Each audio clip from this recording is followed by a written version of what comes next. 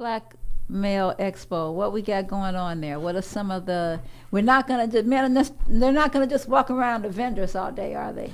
No, we have a amazing event coming October 7th, and we'll have powerful workshops. We'll have a vendor mall. We'll have entertainment featuring singer and performer baritone. So he's a great vocalist, and he's a great feature to our event this year.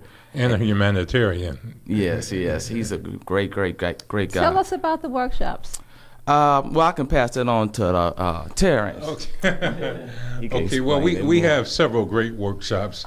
The one that I'm really excited about is our behavioral health workshop, and its title is "The Man in the Mirror: How to Navigate Through Life Changes or Obstacles," and that's going to be spearheaded by one of the therapists out of Friend Family Health Clinic. They're one of our big sponsors. So they're going to be conducting that. Then we have a workshop on diet. How there's a gentleman, he's doing the workshop on how to know which things you should eat and which things you shouldn't eat. And he's going to be conducting that workshop. Then we have, let's see, You Are What You Eat, Strategies in Coping, Work That Body. We're going to have aerobics, and then we're going to have this big workshop titled A Conversation, the Village, the Church, and the LGBT Community. You know what I didn't see there? What was that? Something on sexuality. Well, no, we don't have that, but I'm sure the workshop on the church community and the LGBT community is going to come out. Because I'm a student of Tantra. And Tantra, it means to weave. But Tantra, actually, even though it's the Asians that kind of promote it, it actually was taught to them by Africans. Okay. Oh, And wow. so sexuality and spirituality were always connected. Sure. And I know that if people understood the connection of spirituality and sexuality, Right. if they had a better understanding of it, I think you would see more respect for it, and I think it would take away some of the lust and some of the, even if you're looking at media and you're looking at things, if you have a better idea of what sexuality and spirituality is, I think that you would deal with it differently, because somewhere we stopped teaching that. And when we stopped teaching it, it ended up being pornography. So the average young person, his first encounter with sex has to do with pornography or something that he learned in a barbershop or in a locker room. Right. Well, I mean, the reality is all human beings are sexual beings, and the Western society doesn't teach that. But I think from a very holistic perspective, I think we have to revisit the whole idea of what we're teaching our young kids, and I think the importance of being proud of who they are individually as a person, and not to be ashamed of who you are. I think those are some of the things that we need to get back to. Are you going to have a workshop on same sex or? Well, you know what? We chose this, our planning team, we chose this particular workshop because of what recently just happened, where a parishioner was excommunicated from church, and the pain that was felt not just by that individual, but the community as a whole, and not just the LGBT community, but other faithful parishioners that have spent their time and their lives in church, and that has become a second home to them, to be excommunicated has a devastating impact on the person's spiritual psyche and emotionally, because like we were saying earlier, you have to be informed in order to deal with anything. There's a certain amount of information that you need to have before you can make decisions. And so when we look at what happened in the 1980s with DDT and pesticides, and what the research showed that whatever's going on in nature will begin to take place in humans. So when DDT penetrated the soil and got into the water, even though they stopped it, it was already there. Right. So now you had 2 female eagles trying to build a nest. You had alligators whose testes were shrinking. You had all these things in nature that were going haywire.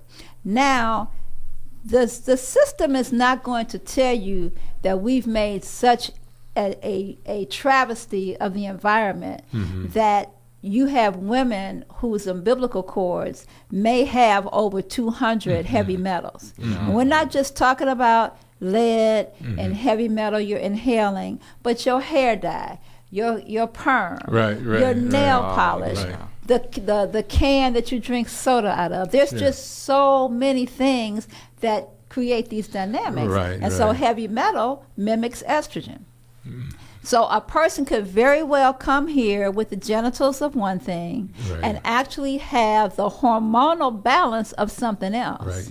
And they're not dealing with that. So you need to really take time to find out what's going on scientifically and medically before you start making these decisions. Well, when we lump things in a box and we say it's one thing, that's where the problem comes in, because we have to look at the human condition. Because sometimes people can be seduced. We understand that. There are a myriad of reasons. But I don't think you can. But I think environmental. Well, environmentally. At this point. Sure, right.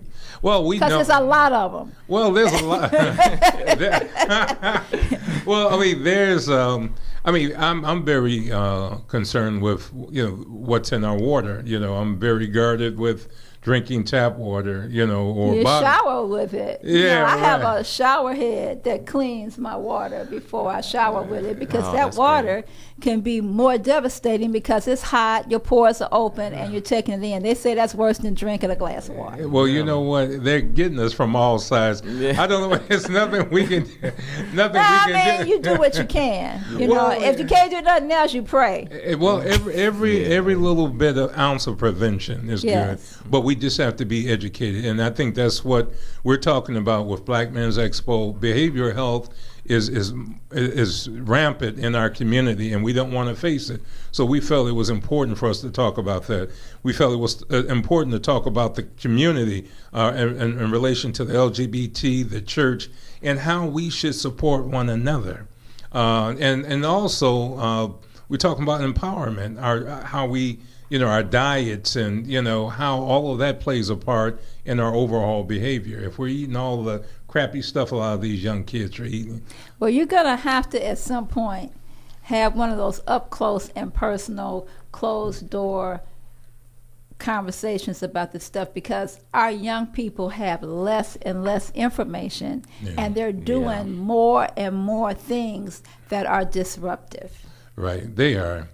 But information is power. Yes, if you use it. And no, this is true. And that's where, with the Black Man's Expo, our theme is empowering the mentor in every man. And I feel that every man has a responsibility to educate and teach his brother.